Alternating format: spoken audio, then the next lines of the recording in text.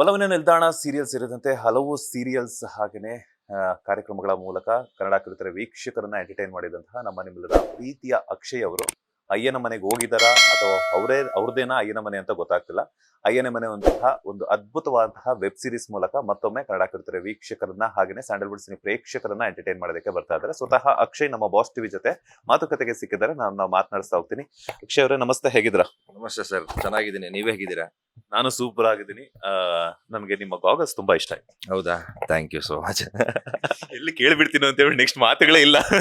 ಇಲ್ಲ, ಈಗ ಕೇಳಿದ್ರೆ ಹಿಂಗೆ ತಕ್ಕೊಟ್ಬಿಡ್ತೀನಿ. ಅದೊಂದು ಅಭ್ಯಾಸ ನನಗೆ. ನನ್ನ ಫ್ರೆಂಡ್ಸ್ ಹತ್ರ ಎಲ್ಲ ಸುಮಾರು ಟಿ ಶರ್ಟ್ಸ್ ಇದಾವೆ. ಏನಾದ್ರು ಇಷ್ಟ ಅಂದಾಗ ತಗೋ ಅಂತ ಕೊಟ್ಬಿಡ್ತೀನಿ ಅಷ್ಟೇ. ಬೇಕು ಅಂದ್ರೆ ಈಗಲೇ ಹೋಗ್ಬೇಕಾದ್ರೆ ಕೊಡ್ತೀನಿ. ಬೇಡ, ನಿಮ್ದೆಲ್ಲ ಏನೇನ್ ಪ್ರಮೋಷನ್ಸ್ ಆಕ್ಟಿವಿಟೀಸ್ ಎಲ್ಲ ಮುಗಿಸ್ಕೊಳ್ಳಿ, ಬೇಕಾದ್ರೆ ನಾವು ನೆಕ್ಸ್ಟ್ ಸಿಕ್ಕಾಗ್ಬೇಕಾದ್ರೆ ನಾನು ಕೇಳಿಸ್ಕೊಂತೀನಿ. Thank you. ಅದು ಆಕ್ಚುಲಿ ಏನ್ ಗೊತ್ತಾ, ನನಗಿಂತ ನಿಮ್ಗೆ ಸೂಟಬಲ್ ಅನ್ಸುತ್ತೆ, ಅದಕ್ಕೆ ನಾನು ಕೇಳಲಿಲ್ಲ. ಇಲ್ಲ, ನಿಮ್ಗೂ ಆಗತ್ತೆ, ಬಟ್ ಹಾಕಲ್ಲ ನೀವು ಅಷ್ಟೇನೆ. ನಾವು ಹೊರಗೆಲ್ಲ ಹೋಗ್ತಿರ್ತೀವಲ್ಲ, ಸೊ ಹಾಕೊಂಡು ಹೋಗ್ತೀವಿ, ನೀವು ಹಾಕಲ್ಲ, ಅಷ್ಟೇ ಡಿಫ್ರೆನ್ಸ್. ನಿಮ್ಗೂ ಚೆನ್ನಾಗಿ ಕಾಣಿಸುತ್ತೆ. Thank you so much. ಒಲವಿನ ನಿಲ್ದಾಣ ಆಯ್ತು, ಹಾಗೇನೆ ಇನ್ನಷ್ಟು ಸೀರಿಯಲ್ಸ್ ಆಯ್ತು, ಈಗ ವೆಬ್ ಸೀರೀಸ್ ಕಾಲಿಟ್ಟಿದ್ರ. ಅಯ್ಯನ ಮನೆ ನಿಮ್ದೇನಾ ಅಯ್ಯನ ಮನೆ ಅಥವಾ ನೀವು ಅದರಲ್ಲಿ ಅಯ್ಯನ ಮನೆಗೆ ಹೋಗ್ತಿದ್ದೀರಾ ಅಂತ? ಇಲ್ಲ, ಆಕ್ಚುಲಿ ಅಯ್ಯನ ಮನೆ ನಮ್ದೇ ಫ್ಯಾಮಿಲಿ. ನಮ್ಮ ಫ್ಯಾಮಿಲಿಯಲ್ಲಿ ನಡೆಯುವಂತ ಇನ್ಸಿಡೆಂಟನೇ. ಅದರಲ್ಲಿ ಒಂದಷ್ಟು ಹೆಣ್ಮಕ್ಳುಗಳು ಬರ್ತಾರೆ. ಸೊ ಬಂದಾದ್ಮೇಲೆ ಮನೆ ದೊಡ್ಡ ಕುಟುಂಬದಲ್ಲಿ ಏನೇನಾಗತ್ತೆ ಅನ್ನೋದೇ ಈ ಸೀರೀಸ್. ಸೊ ಅಯ್ಯನ ಮನೆ ಯಾರ ಮನೆನಲ್ಲ, ನಮ್ಮ ಮನೆನೇ. ಹೆಂಗಿತ್ತು ಶೂಟಿಂಗ್ ಎಕ್ಸ್ಪೀರಿಯನ್ಸ್? ನೀವು ಹೇಳ್ತಾ ಇದ್ರೆ ಆಗ್ಲೇ ಶ್ರುತಿ ನಾಯ್ಡು ಅವರಾಗಿರ್ಬೋದು, ಇಂದ್ರ ಸರ್ ಆಗಿರ್ಬೋದು, ಅವ್ರ ಜೊತೆ ಎಲ್ಲ ಶೂಟ್ ಮಾಡಿರುವಂತದ್ದು ಎಕ್ಸ್ಪೀರಿಯನ್ಸ್, ವರ್ಕ್ ಮಾಡಿರುವಂತ ಎಕ್ಸ್ಪೀರಿಯನ್ಸ್ ಎಲ್ಲ ಹೆಂಗಿತ್ತು ಅಂತ? ಆಕ್ಚುಲಿ ನಾನು ಇಂಡಸ್ಟ್ರಿಗೆ ಬರೋದಕ್ಕಿಂತ ಮುಂಚೆನೆ ಫಸ್ಟ್ ಒಂದು ತಲೆಲಿತ್ತು, ಒಂದು ಒಳ್ಳೆ ಪ್ರೊಡಕ್ಷನ್ ಅಲ್ಲಿ ನಾನು ಕೆಲಸ ಮಾಡ್ಬೇಕಪ್ಪ ಅಂತ. ಅವಾಗ ತಲೆಗೆ ಬಂದಿದ್ದು ಶ್ರುತಿ ಮ್ಯಾಮ್ ಅವರ ಪ್ರೊಡಕ್ಷನ್. ಒಳ್ಳೊಳ್ಳೆ ಹಿಟ್ ಸೀರಿಯಲ್ ಕೊಟ್ಟಿದ್ರು. ಎಷ್ಟೊಂದು ಆರ್ಟಿಸ್ಟ್ಗಳು ಅವರ ಒಂದು ಪ್ರೊಡಕ್ಷನ್ ಮುಖಾಂತರ ಬಂದಿದ್ರು ಹೊರಗೆ. ಒಳ್ಳೊಳ್ಳೆ ಸಕ್ಸಸ್ ಕೂಡ ಕಂಡಿದ್ದಾರೆ. ಸೊ ನನಗೆ ಅವರು ಫಸ್ಟ್ ಸೀರಿಯಲ್ ಅವರೇ ಅಪ್ರೋಚ್ ಮಾಡಿದ್ದು. ಲುಕ್ ಟೆಸ್ಟ್ ಎಲ್ಲ ಆದ್ಮೇಲೆ ನೀವೇ ಮಾಡಬೇಕು ಅಂತ ಎಲ್ಲ ಕರೆದು ಆಫೀಸಿಗೆಲ್ಲ ಅದೆಲ್ಲ ಆಯ್ತು. ಸೊ ನೆಕ್ಸ್ಟ್ ಏನಪ್ಪಾ ಅಂದ್ರೆ ವೆಬ್ ಸೀರೀಸ್. ಇದಕ್ಕೂ ಅಷ್ಟೇ ಆಲ್ಮೋಸ್ಟ್ ಅದೆಲ್ಲ ಕ್ಯಾಸ್ಟ್ ಎಲ್ಲ ಆಗಿತ್ತು. ಲಾಸ್ಟ್ ಅಲ್ಲಿ ನಾನು ಹೀರೋ ಯಾವ್ದೋ ಒಂದು ಲೀಡ್ ಕ್ಯಾರೆಕ್ಟರ್ ಮಾಡ್ಬೇಕಾಗಿತ್ತು. ಅದಕ್ಕೆ ಮ್ಯಾಮ್ ಒಂದ್ಸಲ ಕರೆದು ಮನೆಗೆ, ಈ ತರ ಒಂದು ಇದೆ ಕಣೋ, ನೀನೇ ಮಾಡ್ಬೇಕು, ದುಷ್ಯಂತ ಅಂತ ಕ್ಯಾರೆಕ್ಟರು, ಈ ತರ ಇರುತ್ತೆ, ನೀನೇ ಮಾಡ್ಬೇಕು ಅಂತ. ನಾನು ಹ್ಞೂ ಮೇಡಮ್, ಆರ್ಟಿಸ್ಟ್ ಇರೋದೇ ಅದಕ್ಕೆ. ಅದು ZEE5 ಅಲ್ಲಿ ನಾನು ಕೆಲಸನೇ ಮಾಡಿರ್ಲಿಲ್ಲ. ಒಂದು ZEE5 ಅಂತಿದ್ದಂಗೆನೆ ಒಂದು ತಲೆಯಲ್ಲಿ ವಾವ್, ಈ ತರ ಒಂದು ಚಾನಲ್ ಅಲ್ಲಿ ಮಾಡ್ಬೇಕು, ಅದು ವೆಬ್ ಸೀರೀಸ್. ಹೊಸ ಪ್ರಯತ್ನ, ZEE5 ಕಡೆಯಿಂದ ಹೊಸ ಪ್ರಯತ್ನ. ಅದು ಫಸ್ಟ್ ಒರಿಜಿನಲ್ ವೆಬ್ ಸೀರೀಸ್. ಅದನ್ನ ನಮ್ಮನ್ನ ಕೇಳ್ತಿದ್ದಾರೆ, ನಮ್ಮನ್ನ ಕ್ಯಾಸ್ಟ್ ಮಾಡ್ತಿದ್ದಾರೆ, ಅದು ಲೀಡ್ಗೆ ಅಂತ ಕೇಳಿದಾಗ ತುಂಬಾನೇ ಖುಷಿ ಆಯ್ತು. ಇನ್ ರಮೇಶ್ ಸರ್ ಬಗ್ಗೆ ಹೇಳೋ ಹಾಗೆ ಇಲ್ಲ, ಒಳ್ಳೆ ಡೈರೆಕ್ಟರ್. ಅವ್ರ ಬಗ್ಗೆ ಅವ್ರ ಹತ್ರ ನಾನು ಮುಂಚೆನೆ ಕೆಲಸ ಮಾಡಿದ್ದೆ. ನಮ್ಮ ಸೀರಿಯಲ್ಗೆ ಅವರೇ ಡೈರೆಕ್ಟ್ ಮಾಡ್ತಿದ್ದು. ಸೊ ಒಂದು ಬಾಂಡಿಂಗ್ ಇತ್ತು. ಸೊ ನನಗೇನ್ ಬೇಕು ಅದು ಸರ್ಗೆ ಗೊತ್ತಿತ್ತು, ಏನ್ ತಗೊಬೋದು ಅದು ಇದು ಅಂತ. ಸೊ ಸರಿಗೆ ಏನ್ ಬೇಕು ಅನ್ನೋದು ನನಗೆ ಮೈಂಡಲ್ಲಿ ಇತ್ತು. ಸೊ ಅದೊಂಥರ ಈಸಿ ಫ್ಲೋ ಆಗೋಯ್ತು ನನಗೆ ಸೀರೀಸ್ ಅಲ್ಲಿ. ಸೊ ಒಂಥರ ಮಜಾ ಮಾಡ್ಕೊಂಡು ಮಾಡಿದೀವಿ. ಎಲ್ಲೂ ಏನು ಕಷ್ಟ ಅನ್ಸಿಲ್ಲ, ಏನು ಅನ್ನಿಸ್ತಿಲ್ಲ, ಬಟ್ ವಿ ಎಂಜಾಯ್ಡ್. ಎಷ್ಟು ದಿನ ಶೂಟಿಂಗ್ ಮಾಡಿದ್ರಿ ಅಂಡ್ ಶೂಟಿಂಗ್ ಲೊಕೇಶನ್ ಅಲ್ಲೆಲ್ಲ ಹೆಂಗಿತ್ತು? ಅಂಡ್ ಹಾಗೇನೆ ಅಯ್ಯನ ಮನೆಯಿಂದ ಈ ಒಂದು ಪ್ರಾಜೆಕ್ಟ್ ಇಂದ ಅಕ್ಷಯ್ ಏನ್ ಕಲಿತ್ರು ಅಂತ? ಆ, ಇದು ಶೂಟಿಂಗ್ ಎಲ್ಲ ಮಾಡಿದ್ದು ನಾವು ಚಿಕ್ಕಮಂಗ್ಳೂರಲ್ಲಿ ಮಾಡಿದ್ದು. ಸೊ 23 to 25 ಡೇಸ್ ಏನೋ ಶೂಟ್ ಮಾಡಿದ್ವಿ. ಸುತ್ತಮುತ್ತ ಲೊಕೇಶನ್. ಪ್ರತಿ ದಿನ ಶೂಟಲ್ಲೂ ನಾವು ಇರ್ತಾ ಇದ್ವಿ. ಅಂದ್ರೆ ಎಲ್ಲಾ ಸೀನಲ್ಲೂ ಇರ್ತಾ ಇದ್ವಿ. ಸೊ ಎಲ್ಲಾ ಲೊಕೇಶನ್ ಅಲ್ಲೂ ನಾವಿದ್ವಿ. ಸೊ ಅದೊಂದು ಖುಷಿ ವಿಚಾರ. ಯಾಕಂದ್ರೆ ಎಲ್ಲಾ ತರ ಲೊಕೇಶನ್ ಕರ್ಕೊಂಡು ಹೋಗ್ತಾ ಇದ್ರು, ನಾವು ನೋಡ್ತಾ ಇದ್ವಿ. ಕೆಲವು ಒಂದು ನೇಚರ್ ಇರ್ಬೋದು, ಫಾಲ್ಸ್ ಇರ್ಬೋದು, ಇಲ್ಲ ಯಾವ್ದೋ ಬೇರೆ ಲೊಕೇಶನ್ ಅಲ್ಲ. ಸೊ ಲಕ್ಕಿ ಅಂತ ಹೇಳ್ಬೋದು. ಆ ಚಿಕ್ಕಮಂಗ್ಳೂರಲ್ಲಿ ಆ ಲೊಕೇಶನ್ ಸುಮ್ನೆ ಹೋಗಿ ನೋಡಕ್ಕಾಗಲ್ಲ. ಅದೆಲ್ಲ ಆಂಟ್ ಮಾಡಿರ್ತಾರೆ, ಎಲ್ಲೆಲ್ಲಿ ಜಾಗ ಏನೇನ್ ಚೆನ್ನಾಗಿರುತ್ತೆ, ಎಲ್ಲೆಲ್ಲಿ ಶೂಟಿಂಗ್ ಅಂತಾನೆ ಆಂಟ್ ಮಾಡಿರ್ತಾರೆ. ಸೊ ಅದೆಲ್ಲ ನೋಡಿದ್ವಿ, ಅದೆಲ್ಲ ಖುಷಿ ಆಯ್ತು. ಅಂಡ್ ಇದ್ರಲ್ಲಿ ನಾನು ಕಲ್ತಿರೋದು ಅಂದ್ರೆ ಒಂದೇ ವಿಚಾರ, ಅದು ರಮೇಶ್ ಸರ್ ಡೈರೆಕ್ಷನ್ ಅಂಡ್ ಅವರ ಇಂಪ್ರೂವೈಸೇಷನ್, ಅವರ ಟೈಮಿಂಗು. ಆಕ್ಚುಲಿ ಅವರು ಒಂದು ಸೀನಲ್ಲಿ ಆಕ್ಟ್ ಮಾಡಿದ್ದಾರೆ. ಸೊ ಅವ್ರ ಮುಂದೆ ಆಕ್ಟ್ ಮಾಡೋದೇ ಕಷ್ಟ ಸರ್. ಅವ್ರು ಏನ್ ಮಾಡ್ತಾರೆ ಅಂದ್ರೆ, ಅವ್ರದ್ದು ವಾಯ್ಸ್ ಇರೋದೇ ಆ ಬೇಸ್ ವಾಯ್ಸು, ಅಲ್ಲಿ ಕಿರ್ಚಾಡ್ಬಿಡ್ತಾರೆ.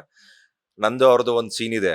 ಸೊ ನಾನು ಹೆಂಗಪ್ಪ ಮಾಡೋದು, ಬಂದ್ ಕಿರ್ಚಾಡ್ಬಿಡ್ತಾರೆ, ನರ್ವಸ್ ಆಗ್ಬಿಟ್ರೆ ಹೆಂಗೆ ಅಂತ ನಾನ್ ಡಿಸೈಡ್ ಆಗ್ಬಿಟ್ಟಿದೆ, ಮಾಡೋಣ ಆಕ್ಷನ್ ಅಂತಿದ್ದಂಗೆನೆ ಬೇರೆ, ಕಟ್ ಆದ್ಮೇಲೆ ನೋಡ್ಕೊಳ್ಳೋಣ ಸಾರಿ ಸಾರಿ ಆಕ್ಷನ್ ಅಂತಿದಂಗೆ ಒಳಗೆ ಫುಲ್ ಫೈರ್ ಇತ್ತು. ಅದೆಲ್ಲ ಸೀನ್ ಆಯ್ತು, ಚೆನ್ನಾಗಾಯ್ತು ಸರ್, ಚೆನ್ನಾಗಿ ಮಾಡಿದ್ಯಾ ಅಂತ ಅಂದ್ರು. ಸೊ ಕಲಿಯೋದು ತುಂಬಾನೇ ಇದೆ ಅವ್ರ ಹತ್ರ. ತುಂಬಾನೇ ಕಲ್ತಿದೀನಿ.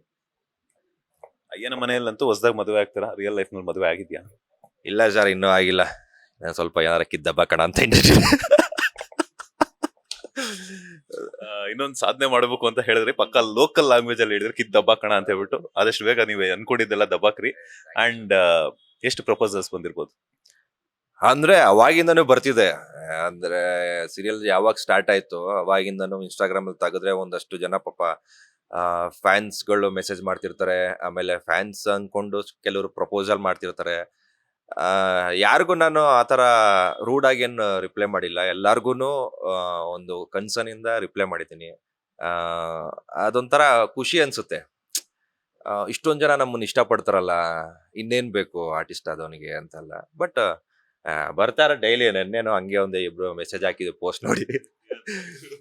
ಅದೇ ಲುಕಿಂಗ್ ಹ್ಯಾಂಡ್ಸಮ್, ಲವ್ ಯು ಹಂಗೆ ಹಿಂಗೆ ಅಂತ. Thank you for your love and support ಅಂತಾನೆ ಹಾಕೋದು ನಾವು. ಅದ್ಬಿಟ್ಟು ಒಂದು ವರ್ಡ್ ಹೆಚ್ಚಿಗೆ ಹಾಕಲ್ಲ. So, ಎಲ್ಲೋ ಖುಷಿ ಆಗತ್ತೆ ಆತರ ಎಲ್ಲ ಕೇಳಿದಾಗ.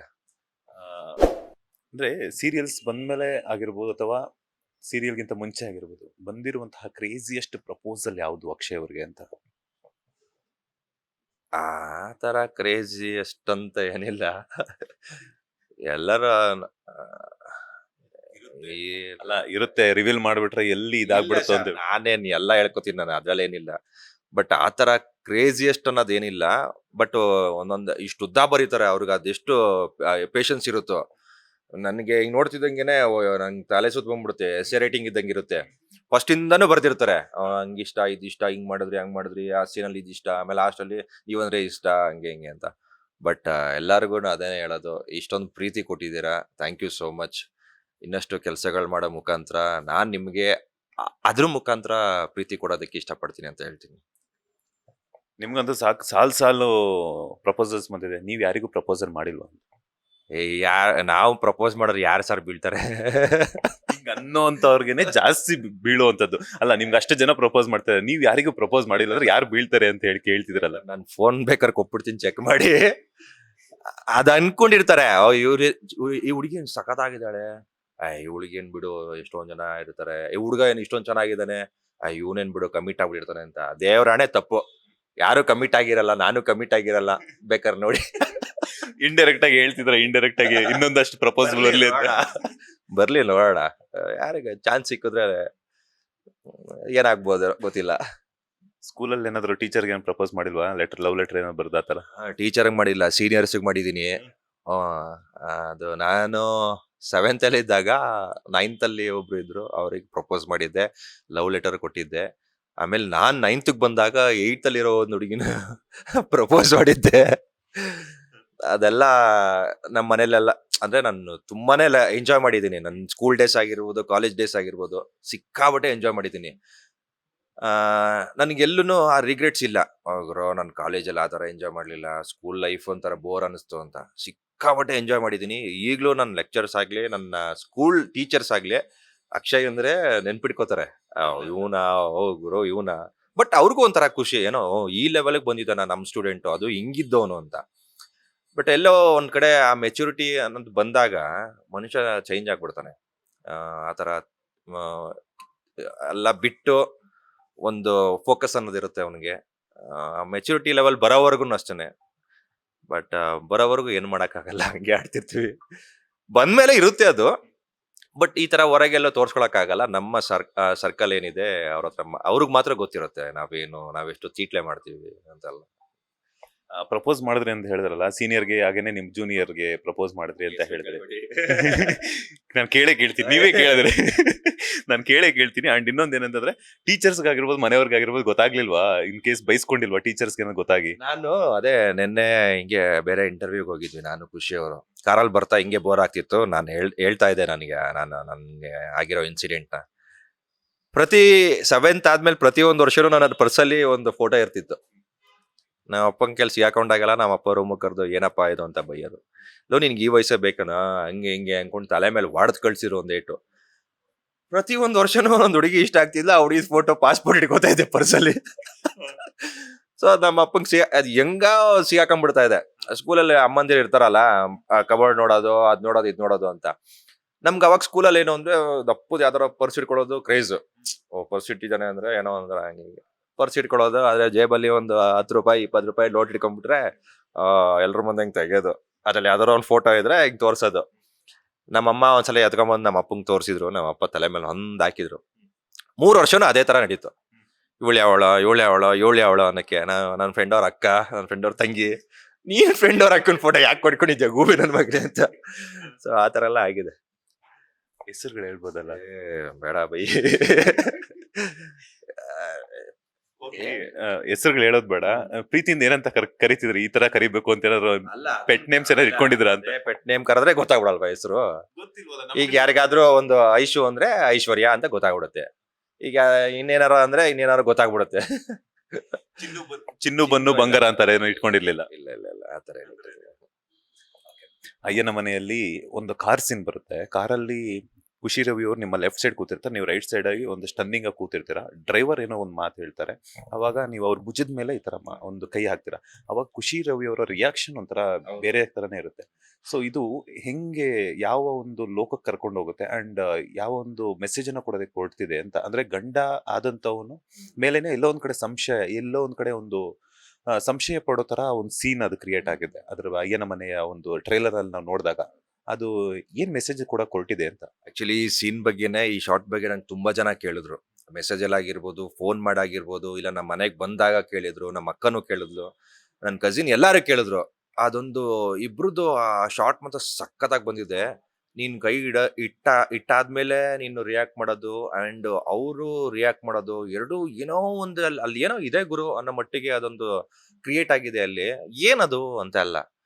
ಸೊ ಅಲ್ಲಿ ಏನು ಅಂದ್ರೆ ನನ್ನ ಒಬ್ಬನ ಮೇಲೆ ಅಂತ ಅಲ್ಲ. ಸೊ ನಂದೇನ್ ಮೈಂಡ್ ಅಂದ್ರೆ, ನನ್ನ ಮನೇಲಿ ಏನ್ ನಡೆಯುತ್ತೆ ಅದನ್ನ ಬೇರೆಯವ್ರಿಗೆ ತಿಳ್ಸಕ್ ಹೋಗ್ಬಾರ್ದು ಅನ್ನೋದು. ಯಾಕಂದ್ರೆ ಹೊಸ್ದಾಗ್ ಬರ್ತಿರೋಳು ಬೇರೆ ಮನೆಯಿಂದ ಹೆಂಡತಿಯಾಗಿ. ಸೊ ನಮ್ಮ ನಮ್ಮ ಮನೆ ಏನೇನ್ ನಡೀತಿದೆ ಅದನ್ನೆಲ್ಲ ಈಗ್ಲೇ ಅವಳಿಗೆ ರಿವೀಲ್ ಮಾಡ್ಬಿಟ್ರೆ ಅವಳ ಇನ್ನೂ ಭಯ ಪಟ್ಬಿಡ್ತಾಳೆ.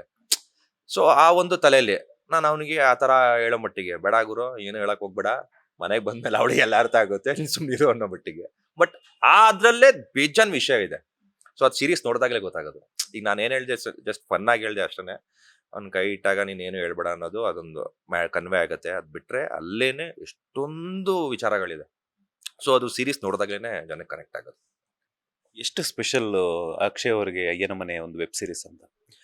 ಅಯ್ಯನ ಮನೆ ಅಂತಾನೆ ಅಲ್ಲ, ನಂಗೆ ಪ್ರತಿಯೊಂದು ಪ್ರಾಜೆಕ್ಟ್ ತುಂಬಾನೇ ಇಂಪಾರ್ಟೆಂಟ್ ಆಗತ್ತೆ. ಬಟ್ ಇದ್ರಲ್ಲಿ ಏನಕ್ಕೆ ಸ್ಪೆಷಲ್ ಅಂದ್ರೆ, ತುಂಬಾನೇ ಹೆಮ್ಮೆಯಿಂದ ಹೇಳ್ಕೊಬಹುದು. ಯಾಕಂದ್ರೆ ಎಷ್ಟೋ ಜನ ನಾವು ಹೊರಗೆ ಹೋದಾಗೆಲ್ಲ ಆ ಮಲಯಾಳಂ ಸೀರೀಸ್ ನೋಡ್ದ, ಈ ತಮಿಳ್ ಸೀರೀಸ್ ನೋಡಿದ್ಯಾ ಅಂತೆಲ್ಲ ಕೇಳೋರು. ನನಗೆ ಸೀರೀಸ್ ಅಷ್ಟೊಂದು ಕ್ರೇಜ್ ಇಲ್ಲ, ಯಾಕಂದ್ರೆ ಅಷ್ಟೊಂದು ಪೇಷನ್ಸ್ ಇಲ್ಲ ನನಗೆ. ನೋಡಿದೀನಿ ಅಂದಾಗ ಎಲ್ಲೋ ಒಂದ್ ಕಡೆ ಒಂದ್ ನೈಟ್ ಎಲ್ಲಾರೋ ಒಂದ್ 11 ಗಂಟೆ ಕೂತಾಗ ಸುಮ್ನೆ ಸೀರೀಸ್ ಹಾಕೊಂಡು ನೋಡ್ತಾ ಕೂತಿರೋವೆ. ಕೆಲವು ಶಾರ್ಟ್ಸು, ಕೆಲವು ಸೀನ್ಸ್ ಎಲ್ಲ ತುಂಬಾ ಚೆನ್ನಾಗಿ ಬಂದಿರುತ್ತೆ, ತುಂಬಾ ಚೆನ್ನಾಗಿ ಮಾಡಿರ್ತಾರೆ. ಸೊ ನಮ್ಮಲ್ಲಿ ಏನಕ್ಕಿಲ್ಲ ಅನ್ನೋದೊಂದು ಪ್ರಶ್ನೆ ಇತ್ತು. ನಾವು ಎಷ್ಟೊಂದ್ ಜನ ನಮ್ಮ ಸೀನಿಯರ್ ಆರ್ಟಿಸ್ಟ್ ಎಲ್ಲ ಕೇಳೋರು, ಕನ್ನಡದಲ್ಲಿ ಏನು ಇಂಪ್ರೂವ್ಮೆಂಟ್ಸೇ ಮಾಡ್ತಿಲ್ಲ, ಯಾರು ಬೇರೆ ಪ್ರಯತ್ನ ಮಾಡ್ತಿಲ್ಲ ಅಂತ. ಬಟ್ ಈಗ ನಾವು ಹೆಮ್ಮೆಯಿಂದ ಹೇಳ್ಕೊಬಹುದು, ಇಲ್ಲ ಗುರುವೆ ಪ್ರಯತ್ನ ಮಾಡಿದೀವಿ, ಈ 25ನೇ ತಾರೀಕು ನಿಮ್ ಮುಂದೆ ತಂದು ಇಡ್ತಿದೀವಿ ಅಂತ. ಸೊ ಕನ್ನಡಿಗರೇ ಅದೊಂದು ಹೇಳೋದಕ್ಕೆ ಇಷ್ಟಪಡ್ತೀನಿ. ಒಂದೊಳ್ಳೆ ಸೀರೀಸ್ ನಿಮ್ ಮುಂದೆ ತಗೊಂಬಂದು ಇಡ್ತಾ ಇದೀವಿ. ಯಾವುದೇ ಒಂದು ಬೇರೆ ಲ್ಯಾಂಗ್ವೇಜಿಗಿಂತ ಕಮ್ಮಿ ಇಲ್ಲ ನಮ್ಮ ಕನ್ನಡದವರು ಅಂತ ಪ್ರೂವ್ ಮಾಡೋದಕ್ಕೆ ZEE5 ಕಡೆಯಿಂದ ಅಂಡ್ ಶ್ರುತಿ ನಾಯ್ಡು ಅವರ ಒಂದು ಪ್ರೊಡಕ್ಷನ್ ಕಡೆಯಿಂದ ಅಂಡ್ ರಮೇಶ್ ಸರ್ ಅವರ ಡೈರೆಕ್ಷನ್ ಕಡೆಯಿಂದ ಅಂಡ್ ನಮ್ಮೆಲ್ಲರ ಒಂದು ಕಾಂಬೋ, ಈ ಆರ್ಟಿಸ್ಟ್ ಏನಿದ್ದಾರೆ ಅದು ಎಲ್ಲೂ ಸಿಗಲ್ಲ. ಎಲ್ಲಾರು ಒಂದೊಂಥರ ಕ್ಯಾರೆಕ್ಟರಿಸ್ಟಿಕ್ ಇರುವಂತ ಆರ್ಟಿಸ್ಟ್ಗಳು. ಸೊ ಇದೆಲ್ಲ ಒಂದು ಒಳ್ಳೆ ಕಾಂಬೋ. ಇದೇ 25ನೇ ತಾರೀಕು ಬರ್ತಾ ಇದೀವಿ, ಮಿಸ್ ಮಾಡ್ದಿರಾ ನೋಡಿ.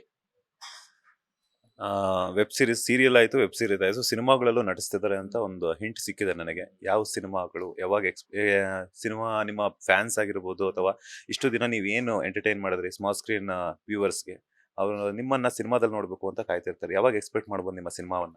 ಸರ್ ಅದೇ ಲಾಸ್ಟ್ ನಾನು ಸಿನಿಮಾ ಅಂತ ಮಾಡಿದ್ದು ಕೋಟಿ, ಡಾಲಿ ಸರ್ ಪರಮ್ ಸರ್ ಅವರ ಡೈರೆಕ್ಷನ್ ಅಲ್ಲಿ. ಅದ್ ಬಿಟ್ರೆ ಈಗ ಪಾಠಶಾಲಾ ಅಂತ ಒಂದು ಮೂವಿ ಮಾಡಿದೀವಿ. ಅದು ಅಷ್ಟೇ, ಪಾಠಶಾಲಾ ಮೂವಿ ಆಗಿದ್ದು ಚಿಕ್ಕಮಂಗ್ಳೂರನ್ನೇ, ಅದು ತೀರ್ಥಹಳ್ಳಿ. ಸೊ ಅಲ್ಲಿ ಎಲ್ಲ ಶೂಟ್ ಮಾಡಿದ್ದು. ಆ ಟ್ರೈಲರ್ ಆಲ್ರೆಡಿ ಇದೆ ಯೂಟ್ಯೂಬಲ್ಲಿ, ನೀವು ಪಾಠಶಾಲಾ ಅಂತ ಹೊಡೆದ್ರೆ ಬರುತ್ತೆ. ಟ್ರೈಲರ್ ನೋಡಿದ್ರೇನೆ ಆ ಮಟ್ಟಿಗಿದೆ ಟ್ರೈಲರು. ಈಗ ನಾವು ಹೆಂಗೆ ಇದರಲ್ಲಿ ನಮ್ಮ ಅಯ್ಯನ ಮನೆಯಲ್ಲಿ ಆ ಫುಲ್ಲು ವಾತಾವರಣ, ನೇಚರ್ ಹೆಂಗ್ ತೋರಿಸಿದೀವಿ, ಅಷ್ಟೇ ಅಚ್ಚುಕಟ್ಟಾಗಿ ತುಂಬಾ ಕ್ಲಿಯರ್ ಆಗಿ ತೋರಿಸಿದ್ದಾರೆ. ಅಂಡ್ ಆ ಮಕ್ಳದ್ದು ಕತೆ, ಅದರಲ್ಲಿ ಒಂದು ಕ್ಯೂಟ್ ಲವ್ ಸ್ಟೋರಿ, ಅದನ್ನ ನಾನು ಪ್ಲೇ ಮಾಡ್ತಾ ಇದ್ದೀನಿ. ಅದರಲ್ಲಿ ಈ ಥರ ಎಲ್ಲ ಸ್ಟೈಲ್ ಇಲ್ಲ, ಅದು 80s. ಫುಲ್ ಲಾಂಗ್ ಏರ್ ಇದೆ, ಲಾಂಗ್ ಏರ್ ಬಿಟ್ಟಿದ್ದೀನಿ, ಖಡಕ್ ಲುಕ್ಕು. ಆಮೇಲೆ ಬಾಲಾಜಿ ಮನೋಹರ್ ಎಲ್ಲ ಮಾಡಿದ್ದಾರೆ, ಕಿರಣ್ ನಾಯ್ಕರು ಅವ್ರು ಮಾಡಿದ್ದಾರೆ. ಅದರಲ್ಲೂ ಒಳ್ಳೆ ಕ್ಯಾಸ್ಟ್ ಇದೆ. ಸೊ ಈ ವರ್ಷ ಅದು they are planning to release, ನೋಡಬೇಕು. ಅದು ಬಿಟ್ಟರೆ ಶಾಕಾಹಾರಿ ಇದು, ಸಾರಿ ಅದು ಹೆಸರು ಬರ್ತಾ ಇಲ್ಲ, ಸಿನಿಮಾ ರಿಲೀಸ್ ಆಗಿತ್ತು ಅವ್ರ ಸೈಡ್ ವಿಂಗ್ಸ್ ಅಂತ. ಸೊ ಅವ್ರದ್ರಲ್ಲೇ ಇದು ಸೆಕೆಂಡ್ ಮೂವಿ.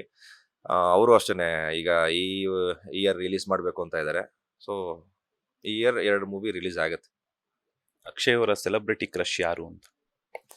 ನನಗೆ ಅಪ್ಪು ಸರ್. ನಾನು ಈಗಲೂ ಅಷ್ಟೇ ಅಪ್ಪು ಸರ್ ಅವರ ಒಂದು ಆ ಕ್ಯಾರೆಕ್ಟರ್ ಏನಿದೆ, ಅವರ ಹಂಬಲ್. ಈಗ ನಾನು ಯಾರ ಜೊತೆ ಮಾತಾಡ್ಬೇಕಾದ್ರೂ ನನ್ಗೆ ಆಟೋಮೆಟಿಕ್ಕಾಗಿ ಕೈ ಹಿಂಗೆ ಹೋಗ್ಬಿಡುತ್ತೆ. ಅದೇನಕ್ಕೆ ಗೊತ್ತಿಲ್ಲ, ಮೊದಲು ಬೇರೆ ಥರನೇ ಇದ್ವಿ. ಅವ್ರ ಜನ ಜೊತೆ ರಿಯಾಕ್ಟ್ ಮಾಡೋದಾಗಿರ್ಬೋದು, ಅವರ ಮಾತಾಗಿರ್ಬೋದು, ತುಂಬಾನೇ ಚೆನ್ನಾಗಿ ಅನ್ಸುತ್ತೆ. ಒಂಥರ ಏನೋ ಒಂಥರ ದೇವ್ರಿದ್ದಂಗೆನೆ ಮನುಷ್ಯ. ನನ್ಗಂತೂ ಭಾರಿ ಇಷ್ಟ. ನಾನು ಅವ್ರನ್ನ ತುಂಬಾ ಫಾಲೋ ಮಾಡ್ತೀನಿ, ಪುನೀತ್ ಸರ್ ಅಂತ ಅಣ್ಣವ್ರನ್ನ. ಭೇಟಿಯಾಗಿದ್ರ ಅಪ್ಪು ಸರ್ನ? ಅಪ್ಪು ಸರ್ ಯಾವ್ದೋ ಒಂದು ಈವೆಂಟ್ ಅಲ್ಲಿ ಈ ಬದಲಾವಣೆಯ ಬೆಳಕು ಅಂತ ಒಂದು ಸುವರ್ಣದಲ್ಲಿ ಮಾಡಿದ್ವಿ. ಸೊ ಆ ಒಂದು ಈವೆಂಟ್ ಅಲ್ಲಿ ಮೀಟ್ ಆಗಿದ್ವಿ.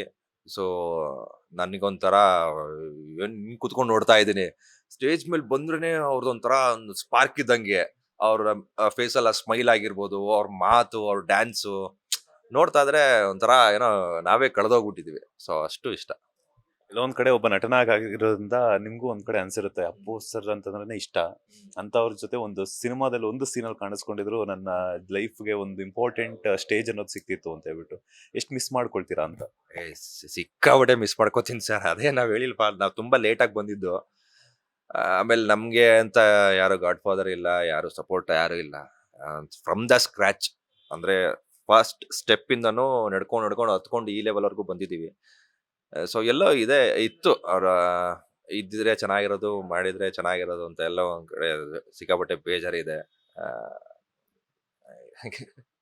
ಮಾತಾಡ್ತಾ ಹೇಳ್ತಾ ಇದ್ರಿ ತುಂಬಾ ಲೇಟ್ ಆಗಿ ಬಂದ್ವಿ, ಅದ್ರ ಜೊತೆಗೆ ಯಾರು ಗಾಡ್ ಫಾದರ್ ಇಲ್ಲ ಅಂತ. ಇಷ್ಟು ಸ್ಟ್ರಗಲಿಂಗ್ ಆಗಿರುತ್ತೆ ಲೈಫ್. ಯಾಕಂತಂದ್ರೆ ಒಬ್ಬ ನಟನಾಗಿ ನಟನೆಯ ಕ್ಷೇತ್ರವನ್ನು ಆಯ್ಕೆ ಮಾಡ್ಕೋಬೇಕು ಅಂತಂದ್ರೆ ಇಟ್ಸ್ ನಾಟ್ ಈಸಿ. ಬಿಕಾಸ್ ಅದಕ್ಕೆ ಅಂತ ಒಂದಷ್ಟು ಇನ್ಪುಟ್ಸ್ ಬೇಕಾಗುತ್ತೆ. ನಾವು ಸೆಟ್ಟಲ್ ಹೆಂಗಿರ್ಬೇಕು, ಯಾವ ತರ ಕ್ಯಾಮ್ರಾ ಫೇಸ್ ಮಾಡಬೇಕು, ಅದ್ರ ಬಗ್ಗೆ ಗಂಧ ಗಾಡಿ ಗೊತ್ತಿಲ್ಲದೆ ನಾವು ಬಂದ್ಬಿಡ್ತೀವಿ. ನಾವೇನೋ ಮಾಡ್ಬೇಕು, ಏನೋ ನೀವು ಹೇಳ್ತಿದ್ರಿ ಆಗ್ಲೇ ಕಿದ್ದು ದಬ್ಬಾಕ್ ಬಿಡ್ಬೇಕು ಅಂತ.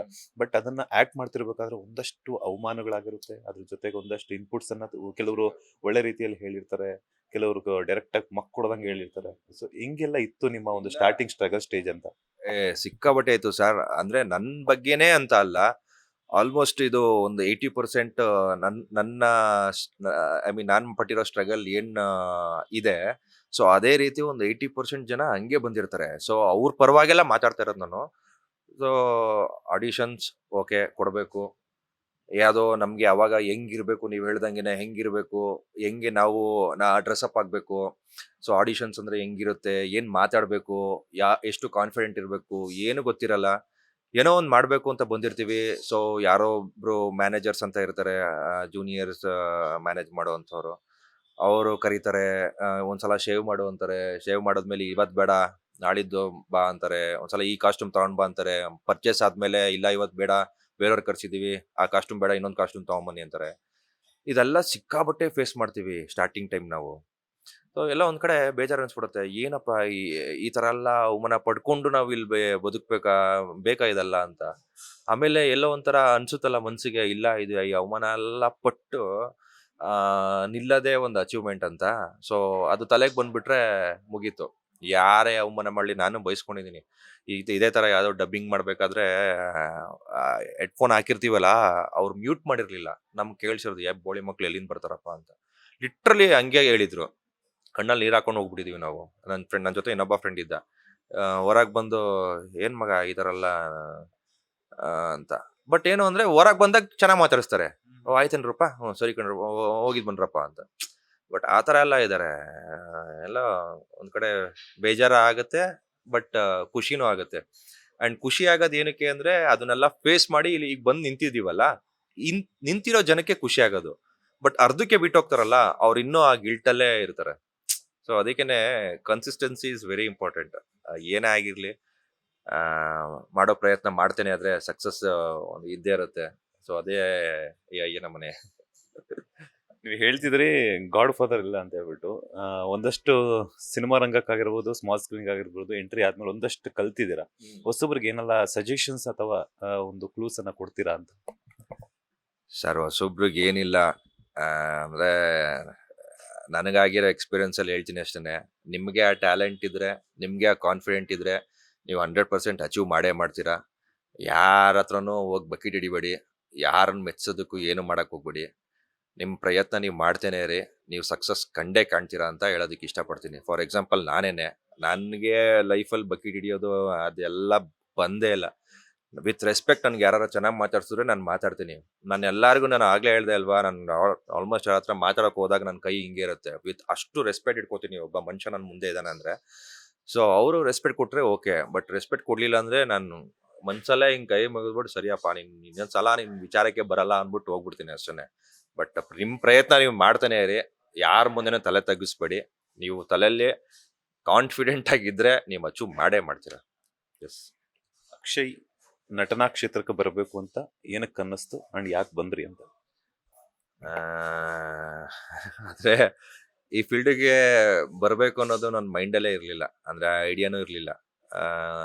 ಬಾಡಿ ಬಿಲ್ಡಿಂಗ್ ಮಾಡಬೇಕು ಅನ್ನೋದು ನನ್ನ ತಲೆಯಲ್ಲಿ ಇದ್ದಿದ್ದು. ಆ್ಯಂಡ್ ನನ್ನ ಕಸಿನ್ ಇದ್ದಾರೆ, ಅವಳು ಸ್ನೇಹ ಅಂತ. ಅವ್ರಿಗೆ ನಾನು ಈ ಸೀಟ್ ಮೇಲೆ ಕೂತಿದ್ದೀನಿ ಅಂತ ಅಂದ್ರೆ ಅವರೇನೆ ಮೇನ್ ರೀಸನ್. ಈಗಲೂ ನೆನ್ಸ್ಕೋತೀನಿ, ಮುಂದೆ ನೆನ್ಸ್ಕೋತೀನಿ. ಆ್ಯಂಡ್ ಅವ್ರಿಲ್ದೆ ಏನೂ ಇಲ್ಲ, ಯಾಕಂದ್ರೆ ನನ್ನ ಇಲ್ಲಿವರೆಗೂ ಕರ್ಕೊಂಡು ಬಂದಿದ್ದೆ ಅವರೇನೆ, ಸ್ನೇಹ ಅಂತ. ಪ್ರತಿಯೊಂದು ಆಡಿಷನ್ ಅಂದ್ರೆ ಆನ್ಲೈನ್ ಅಲ್ಲಿ ಯಾವುದೇ ಇದ್ರು ಈ ಆಡಿಷನ್ಗೆ ಹೋಗು, ಅಲ್ಲಿಗೆ ಹೋಗು, ಇಲ್ಲಿಗೆ ಹೋಗು ಅಂತ ಪುಷ್ ಮಾಡ್ತಾ ಇದ್ರು. ನನಗೇನೇ ಕನ್ಫ್ಯೂಷನ್ ಇದ್ರು ಅವರೇ ಕ್ಲಿಯರ್ ಮಾಡ್ತಾ ಇದ್ರು. ತುಂಬಾನೇ ಪುಷ್ ಮಾಡಿದ್ದಾರೆ. ಸೊ ಅವರಿಂದನೇ ನಾನು ಇಲ್ಲಿ ಇದ್ದೀನಿ ಅಂತ ಹೇಳೋದಕ್ಕೆ ಇಷ್ಟಪಡ್ತೀನಿ. ಥ್ಯಾಂಕ್ ಯು ಸ್ನೇಹ ಅವರೇ. ನಟನಾಗಿ ಒಂದು ಚಾನ್ಸ್ ಸಿಗೋಕ್ಕಿಂತ ಮುಂಚೆ ಅಕ್ಷಯ್ ಎಷ್ಟು ಆಡಿಷನ್ಸ್ ಅನ್ನ ಅಟೆಂಡ್ ಮಾಡಿರ್ಬೋದು ಅಂತ? ಇದು ಒಂದು 50ರಿಂದ 55 ಆಡಿಷನ್ಸ್ ಕೊಟ್ಟಿದ್ದೀನಿ. ಅದರಲ್ಲಿ ಸಕ್ಸಸ್ ಆಗಿದ್ದು 1-2 ಅಷ್ಟೇ. 45ರಿಂದ 50 ಆಡಿಷನ್ ನಾನು ರಿಜೆಕ್ಟ್ ಆಗಿದ್ದೀನಿ. ಎಲ್ಲೋ ಅನ್ಸ್ಬಿಟ್ಟಿತ್ತು ಮೈಂಡಿಗೆ, ಏನಕ್ಕೆ ಬೇಕಿದು, ಆರಾಮಾಗಿ ವರ್ಕೌಟ್ ಮಾಡ್ಕೊಂಡು ಒಳ್ಳೆ ಬಾಡಿ ಬಿಲ್ಡ್ ಮಾಡ್ಕೊಂಡು ಇದ್ಬೇಡ. ಅಂದ್ರೆ ನಾವು ಮಂಡ್ಯ ಮಳವಳ್ಳಿ ಸೈಡಿಂದ ಬಂದಿದ್ದು. ನಮ್ಗೆ ಅದೊಂಥರ ಕಾಲರ್ ಯಾವಾಗ್ಲೂ ಹಿಂಗೆ ಇರುತ್ತೆ ಖಡಕ್ಕಾಗಿ, ಯಾರ ಮುಂದೆನೆ ಯಾಕೆ ನಿಂತ್ಕೊಬೇಕು ಅದಂತಲ್ಲ. ಸೊ ಜೀವನ ತುಂಬಾನೇ ಚೇಂಜ್ ಮಾಡ್ತು. ಜೀವನ ಬದುಕು ಹೆಂಗೆ ಏನು ಅನ್ನೋದು ಬೆಂಗಳೂರಿಗೆ ಬಂದ್ಮೇಲೆ ಕಳಿಸ್ತು.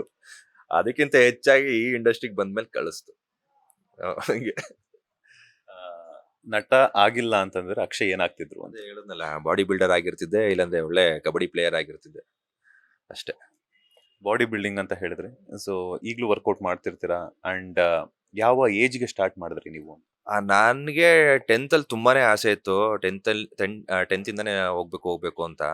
ನಮ್ಮ ಪೇರೆಂಟ್ಸ್ ಬಿಡ್ತಾ ಇರಲಿಲ್ಲ. ಕಾಲೇಜಿಗೆ ಯಾವಾಗ ಬಂದೆ ಫಸ್ಟ್ ಪಿಯುಗೆ, ಅವಾಗ ಹೋಗೋದಿಕ್ಕೆ ಸ್ಟಾರ್ಟ್ ಮಾಡಿದೆ. ಆ್ಯಂಡ್ ಯೂನಿವರ್ಸಿಟಿ ಲೆವೆಲಲ್ಲಿ ಸೆಕೆಂಡ್ ಪ್ಲೇಸ್ ಹೊಡೆದೆ 75 ಕ್ಯಾಟಗರಿಯಲ್ಲಿ ಮೈಸೂರು ಯೂನಿವರ್ಸಿಟಿಲಿ. ಸೊ ಅದಾದ್ಮೇಲೆ ಇನ್ನಷ್ಟು ಅಚೀವ್ ಮಾಡಬೇಕು ಅಂತ ಇದೆ.